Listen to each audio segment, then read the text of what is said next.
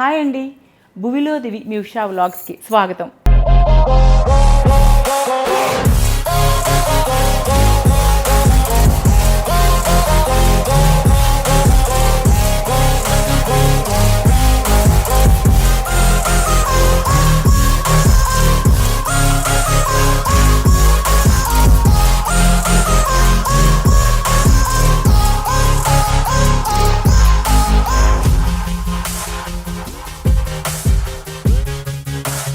ఈరోజు మనం ఆషాఢమాస విశిష్టత ఇంకా ఆషాఢమాస ప్రత్యేకత గురించి మాట్లాడుకుందామండి.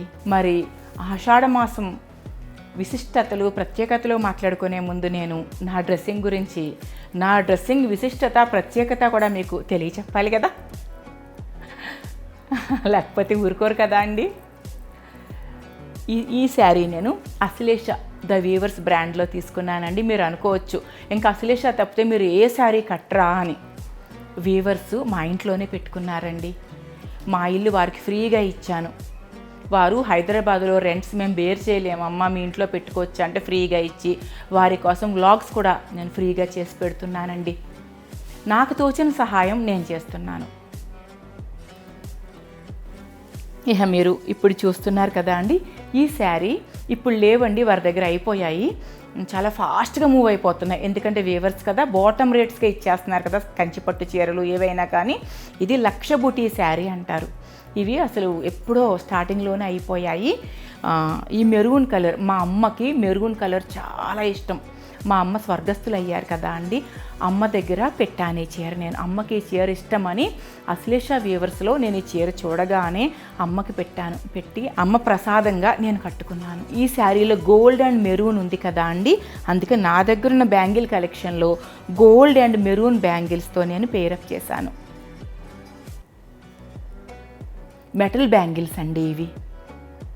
అలాగే ఇప్పుడు మీరు ఉంగరం చూస్తున్నారు కదా, ఎన్నో వందల సార్లు చూసేసిన ఉంగరమే మళ్ళీ చూపిస్తుంది అనుకుంటున్నారు కదా.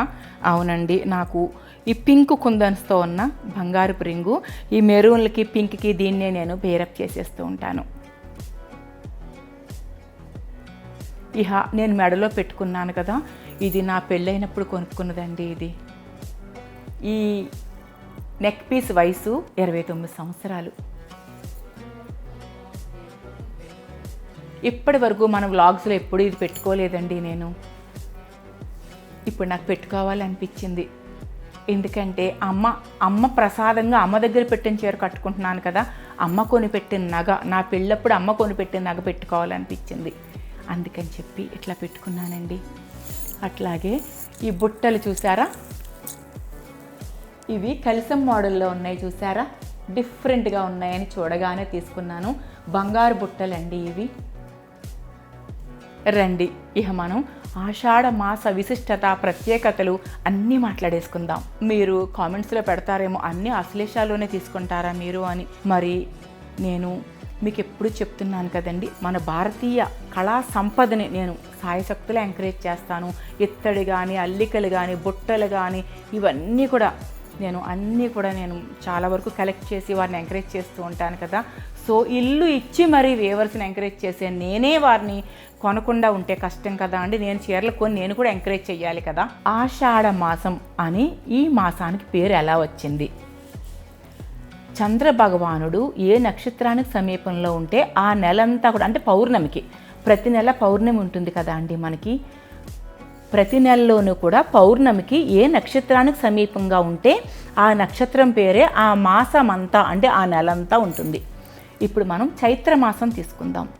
చిత్రా నక్షత్రానికి పౌర్ణమిలో చంద్ర భగవానుడు పౌర్ణమికి సమీపంగా చిత్రా నక్షత్రం ఉంటుంది కాబట్టి ఆ నెలంతా చైత్రమాసం అంటాం. అలాగే శ్రావణ మాసం అంటాం, అంటే పౌర్ణమి రోజు సమీపంలో చంద్ర భగవానుడు శ్రవణ నక్షత్రానికి సమీపంలో ఉంటాడు కాబట్టి ఆ నెలంతా కూడా శ్రావణ మాసం.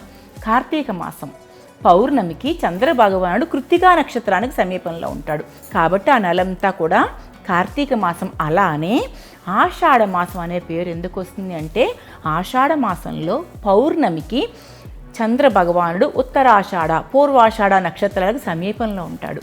అందుకని చెప్పి ఆషాఢ మాసం అనే పేరు వచ్చింది. అయితే ఈ నెల విశిష్టత చెప్పుకునే ముందు మనం ఈ నెలలో వచ్చే శుభకార్యాలు లేదా పర్వదినాలు, మొట్టమొదటగా తొలి ఏకాదశి అండి.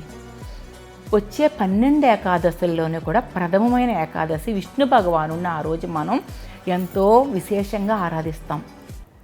ఇంకా వ్యాస పూర్ణిమ, ఆషాఢ మాసంలో వచ్చే పూర్ణిమకి ఎంతో విశిష్టత, మనందరికీ కూడా చాలా విశిష్టత.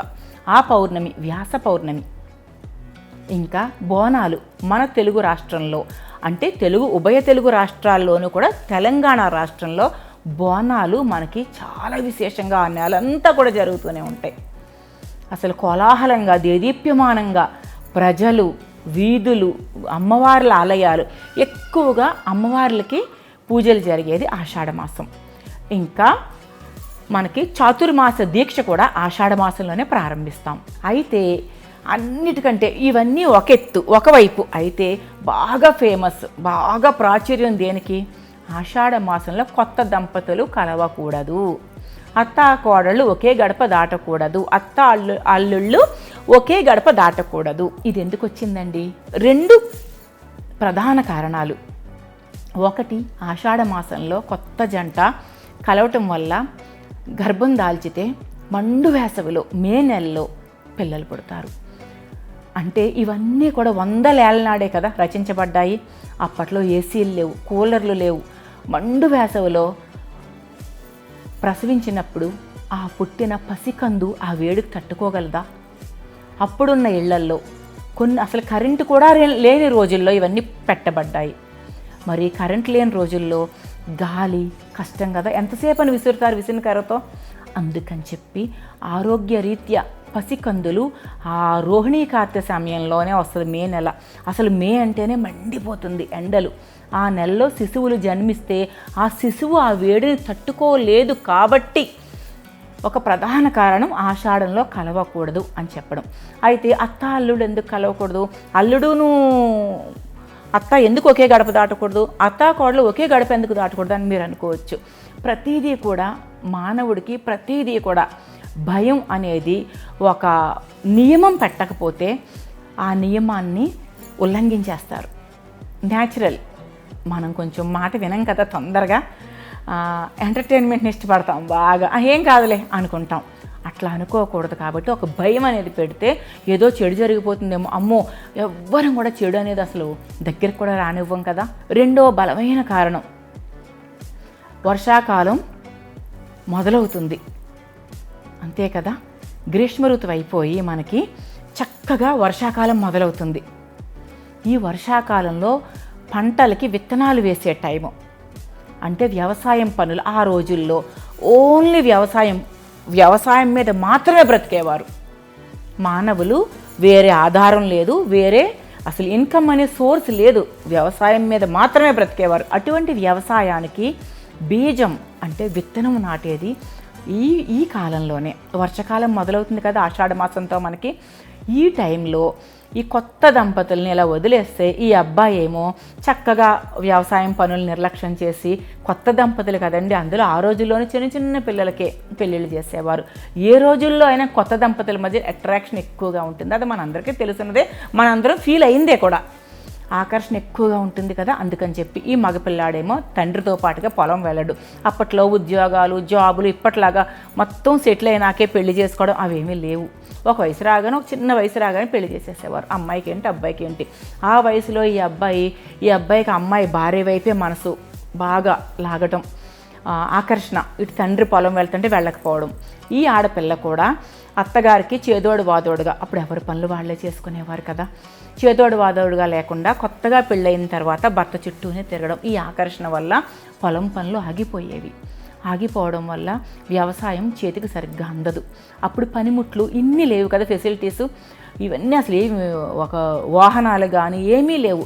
అన్ని చేతులతోనూ నాగలితోనూ స్వయంగా కుప్ప నూర్చుకోవడం అని ఏవో అంటారు కదా. ఇవన్నీ కూడా మెషినరీ లేదు అప్పట్లో, టెక్నాలజీ డెవలప్ అవ్వలేదు కదా. అందుకని చెప్పి స్వయంగా చేసుకోవాలి. ఇట్లా భయమైన నియమం ఒకటి పెడితే అత్తగారి ఆ అమ్మాయి పుట్టింటికి వెళ్ళిపోతుంది, మామూలుగానే ఉంటుంది. ఈ అబ్బాయి ఫోన్లు కూడా లేవు అప్పట్లో, అందుకని చెప్పి పుట్టింట్లో తల్లిదండ్రులతో చక్కగా ఉంటుంది. ఈ అబ్బాయి తండ్రితో పొలం పనికి వెళ్ళి చక్కగా కష్టపడతాడు. సో ఆ వేసిన విత్తనాలు, ఆ బీజాలు చక్కగా పాడి పంటల్ని మొక్కలన్నీ కూడా పెరిగి చక్కగా పుష్కలంగా పాడి పంటలను అందిస్తే జీవనం హాయిగా ఉండేది. ఇవి రెండు కూడా బలమైన కారణాలండి. ఆషాఢ శుద్ధ ఏకాదశి, దీన్నే తొలి ఏకాదశి అని అంటాం మనమంతా కూడా. ఆ రోజు నుంచే పరమ పవిత్రమైన చాతుర్మాస దీక్షను ప్రారంభిస్తారండి. ఇంకా వైష్ణవులకి, విష్ణు భక్తులకి ఎంతో పవిత్ర పర్వదినం ఆషాఢ శుద్ధ ఏకాదశి. అదే మన తొలి ఏకాదశి. ఈ ఆషాఢ మాసంలో బాగా విశేషంగా చక్కటి ఆహ్లాదకరమైన, చూసారా చెప్తాంటే నా మొహంలో కూడా ఎంత ఆనందం వచ్చేస్తుందో. మన స్త్రీలకి, ఆడపిల్లలకి, స్త్రీలకి వయసుతో సంబంధం లేదండి. మన స్త్రీలందరికీ కూడా గోరింటాకు చాలా ఇష్టంగా పెట్టుకుంటాం కదా. భగవంతుడు ఎంత గొప్పవాడండి. వేసవకాలం అయిపోగానే వర్షాకాలం మొదలవ్వగానే ఆషాఢమాసం అంటాం మనం. అంటే గోరింటాకుకి ఎంతో ప్రాధాన్యత. ఆషాఢమాసం వచ్చేసింది, మనం పెట్టేసుకోవాలని చేతుల నిండా, కాళ్ళ నిండా. అప్పుడు కోన్లు కూడా లేవు కదా, మెహందీ కోన్స్ అవి ఏమీ లేవు, ఆకు నూరు పెట్టుకోవడం మాత్రమే. అది భగవంతుడు ఎంత గొప్పవాడండి, సృష్టికర్త. ఎందుకంటే ఈ వర్షాలకి పూర్వకాలంలో మట్టి నేలలు, ఇంటి చుట్టూ మట్టి ప్రదేశం, పొలాల్లో కూడా మట్టి పనులు, గోర్లు, చేతి గోర్లలోకి, కాలి గోరుల్లోకి కూడా మట్టి వెళ్ళిపోయి గోర్లు పుచ్చిపోతూ ఉంటాయి. అందుకని చెప్పి ఈ డాక్టర్ ఫెసిలిటీ ఇదంతా కూడా అప్పట్లో లేదు కదా. అందుకని చెప్పి ప్రతీది ప్రకృతి సహజ సిద్ధంగానే భగవంతుడు మనకు పెట్టాడు. కాకపోతే మనం అంటే పుష్కలంగా వేసవకాలం మామిడి పళ్ళు, తర్వాత ఈ నేరేడు పళ్ళు, ఆషాఢమాసం, ప్రతీది కూడా ఈ వర్షాకాలంలో మన కడుపులో పురుగు అంటే నుసుము ఇవన్నీ అంటూ ఉంటాం కదా మనం, జెమ్స్ అంటాం కదా మనం, క్రిములు అన్నీ కూడా కొట్టుకుపోవడానికి నేరేడు పండు పెట్టాడు భగవంతుడు. ఇప్పుడే ఎందుకు రావాలి నేరేడు పండు? అన్ని పళ్ళు సంవత్సరం అంతా వచ్చేయచ్చు కదా. భగవంతుడు మన మేలు కోరి మనకి ఆయన ప్రకృతి నుంచి ఎప్పటికప్పుడు జాగ్రత్తగా మనకు అన్నీ అందిస్తూనే ఉంది ప్రకృతి. ఈ ఆషాఢ మాసంలో గోరింటాకు పెట్టుకుంటాం. అయితే మనకు అది పండి అందంగా ఎర్రగా లేదనుకోండి, నిర్లక్ష్యం చేస్తాం, పెట్టుకోం. ఒట్టిగా పసరు చేతికి పూసుకుని ఎందుకు ఉంచుకోవాలి అనుకుంటాం. భగవంతుడు చూసారా, ఆ గోరింటాకుకు మాత్రమే ఎర్రగా పండే ఒక లక్షణాన్ని ఇచ్చాడు ఆయన. సృష్టికర్త ఎంత గొప్పవాడు. మనం ఆ రంగు కోసం పెట్టుకుంటాం. చాలామందికి తెలియదు, కొంతమందికి తెలుసు. ఏం కాదు, ఆరోగ్యం. ఈ స్కిన్ డిసీజెస్ కూడా ఈ రెయినీ సీజన్లో బాగా వర్షాకాలంలో వచ్చేస్తూ ఉంటాయి. స్కిన్ బాగుపడడానికి ఈ ఆకు నూరుకుని పెట్టుకుంటాం కదా, లోపలికి రక్తంలో కలుస్తుందన్నమాట. ఆ ఆకు నుంచి వచ్చిన రసం చర్మం లోపలికి వెళ్ళి రక్తంలో కలిసి బ్లడ్ని కూడా ప్యూరిఫై చేస్తుంది. ఇంకా మన గోర్లు పుచ్చిపోకుండా కాపాడుతుంది. అట్లా పెట్టుకోవాలి అని చెప్పి అప్పట్లో ఈ ఫెసిలిటీస్ ఏమీ లేవు కాబట్టి మనకి స్కిన్ డిసీజెస్, గోర్లు, చేతి గోర్లు, కాలి గోర్లు పాడైపోకుండా భగవంతుడు రంగు వచ్చే ఆకుని మనకు సృష్టించి ఇచ్చాడండి. అట్లాగే ఈ ఆషాఢ మాసంలో వచ్చే ప్రత్యేక వ్యాస పౌర్ణమిని మనము వ్యాస భగవానుడి పేరు మీద గురు పౌర్ణమిగా జరుపుకుంటాం. ఆషాఢ మాసంలో బోనాలు, మన తెలుగు రాష్ట్రాల్లో బోనాలు పండుగ విశేషంగా జరుగుతుంది కదండి. అమ్మవార్లందరినీ కూడా శాకంబరిగా అలంకరిస్తారు. ప్రధానంగా దుర్గాదేవి, మన విజయవాడ దుర్గాదేవి దగ్గర నుంచి అన్ని ఊర్లలోనూ కూడా అమ్మవార్లని అందరినీ కూడా శాకంబరిగా అలంకరిస్తారు. ఎందుకంటే ఈ వర్షాకాలం చక్కటి వర్షాల వల్ల సస్యశ్యామలంగా మనకి కూరగాయలు పండుతాయి. అందుకని చెప్పి 9 రోజులు అమ్మవారిని, ఏ ఊర్లో ఎవరికి దగ్గరలో ఉన్న అమ్మవారిని వారు చక్కగా శాకంబరిగా అలంకరించుకొని ఆరాధిస్తారు. ఈ ఆషాఢ మాసంలోనే ఒరిస్సాలో ఉన్న ఎంతో సుప్రసిద్ధమైన పూరీ జగన్నాథుడి రథయాత్ర కూడా అంగరంగ వైభవంగా అఖండ ప్రజలతో జరుగుతుందండి. అట్లాగే ఈ ఆషాఢ మాసాన్ని శూన్యమాసంగా పరిగణిస్తారు. అంటే శుభకార్యాలు ఏమీ లేకుండా చూస్తారు. ఇది అనాథ కాలం నుంచి వచ్చిందండి, ఆనాటి కాలం నుంచి వచ్చింది. ఎందుకు? వ్యవసాయం, మనం ఇందాక చెప్పుకున్నట్టుగానే వ్యవసాయం అంకురార్పణ అన్నమాట ఈ మాసం వ్యవసాయానికి. ఈ మాసంలో బాగా పండుగలు, శుభకార్యాలు ఇవన్నీ పెట్టారనుకోండి, వాటిలో నిమగ్నమయ్యి వ్యవసాయానికి మనం టైం కేటాయించలేం. అందుకని చెప్పి వ్యవసాయం, పాడి పంటలు దెబ్బ తినకుండా ఈ మాసాన్ని శూన్యమాసంగా పరిగణిస్తారు. అట్లాగే ఈ ఆషాఢ మాసంలో మనకి పుష్కలంగా నేరేడు పళ్ళు లభిస్తాయండి. తినడం చాలా మంచిది. మనకి ఇయరంతా కూడా ఇప్పుడంటే మనం చాలా జాగ్రత్తలు తీసేసుకుంటున్నాం. పూర్వకాలంలో కరెంట్ లేని రోజుల్లో వెంట్రుకలు ఆహారంలో వెళ్ళిపోతూ ఉండేవంట కడుపులోకి కనపడక. పెద్దవారు ఉంటే ఇప్పట్లాగా కళ్ళద్దాలు, ఈ ఐ హాస్పిటల్స్ ఇంత లేవు కదా, కరెంటు లేని కాలంలో, ఆ కాలంలో వెంట్రుకలు కడుపులోకి వెళ్ళిపోతూ ఉండేవంట. ఈ నేరేడు పండు తినడం ద్వారా, మోషన్ ద్వారా,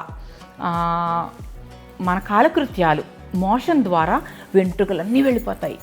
అందుకని చెప్పి నేరేడు పండుని ఈ సీజన్లోనే వస్తుంది, తినడం కూడా చాలా చాలా అత్యవసరం. అంటే ఎంతో మేలు చేస్తుంది మనకి నేరేడు పండు. చాతుర్మాస దీక్ష ఈ ఆషాఢ మాసంలోనే మొదలవుతుంది. ఇంకానండి మీరు ఒకటి గమనించండి, ఆషాఢ మాసం అయ్యిపోగానే శ్రావణ మాసం వస్తుంది.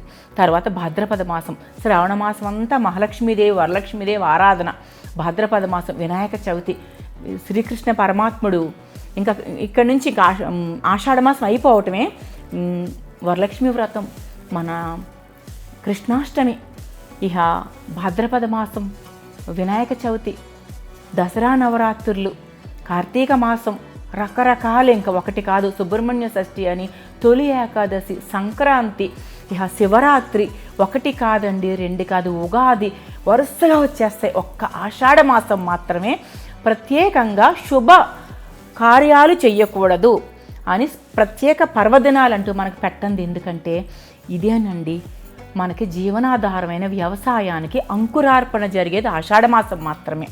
అందుకని శూన్యమాసంగా పరిగణిస్తే మొత్తం అందరూ ప్రజలంతా కూడా వ్యవసాయానికి విత్తనాలు వేసుకుంటారు కదా. తర్వాత వచ్చే పంటని, ఆ ఆనందాన్ని సంక్రాంతి టైంకి మనకు చక్కగా వరి పంట వచ్చేస్తుంది కదా, ఆహ్లాదంగా జరుపుకొని సంక్రాంతి వేడుక జరుపుకుంటారు. ఇదండి ఈ ఆషాఢ మాసం ప్రత్యేకత మరియు విశిష్టత. మరొక మంచి వ్లాగ్తో తొందరలోనే మీ ముందుకు వచ్చేస్తానండి. అంతవరకు బాయ్ అండి.